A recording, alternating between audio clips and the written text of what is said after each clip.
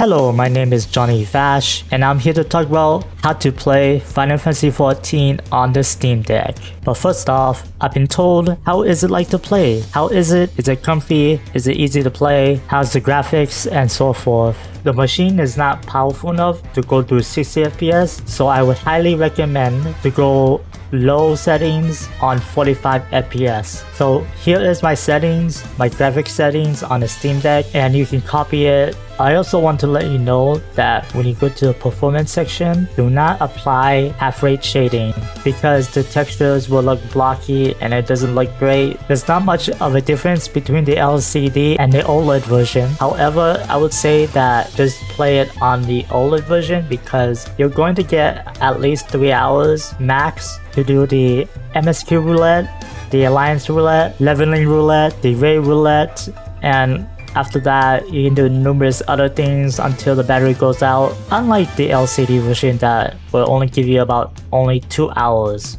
until the battery runs out. So you will only be able to do the MSQ, the Alliance raid, unless you do some minimal things or small things that you want to finish, and that's it. The LCD is hot unless you have the JSOX backplate mod and a fan. If you don't have that, it's really hot. Not too hot though. Not too hot unless you touch the bottom. On the OLED version, without the JSOX mod and the fan, it's really cool, much cooler. But with the JSOX, fan, and backplate mod, it's twice as better. So now you know which one to get. Well, just get the OLED version.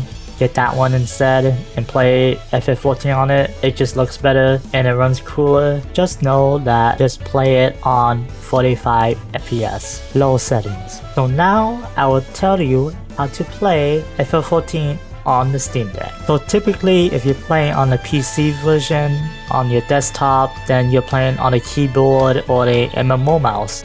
On the Steam Deck, you have the full-on Xbox controller, 4 extra back buttons, and 2 trackpads.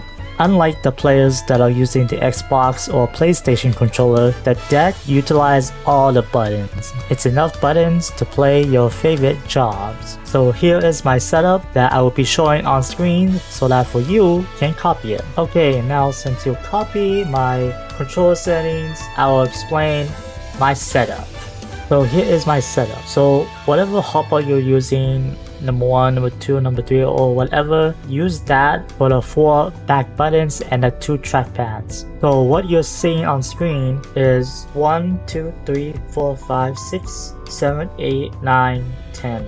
Number 1 through 4 is on the right hand side of the trackpad. I use that to use on AoE attacks on huge mobs, to also activate my specials. For the left trackpad, 9, 0, dash, and equal, use that for anything miscellaneous that you need to do on the... If you look at hotbar number 8, you see the sprint. No matter what number you put on the hotbar, 1, 2, or 3, you go to system configuration, go to button configuration, and you will see the custom right thumbstick click, execute macro number 99, and then you go back to your macros, you go to number 99 and type what's on the screen right now. This will help you save button space on the Cross-HotBar and will also make it easier for you to sprint when you press the all 3 button on the thumbstick. Number 5, 6, 7, 8 are the 4 back buttons. On Samurai, I use it to go back or go forward, to activate my healing abilities, or to activate my specials. For most jobs, the 4 back buttons are really important in high intense situations. So now I will explain how I use my Cross-HotBar. So what you see on display is my Cross-HotBar. On set 2 and 3 are your action hotbar. What I use on set 1 is use my chocobo or any items, menus that I want to place it. But for you as a player, you gotta have it set on 1 and 2.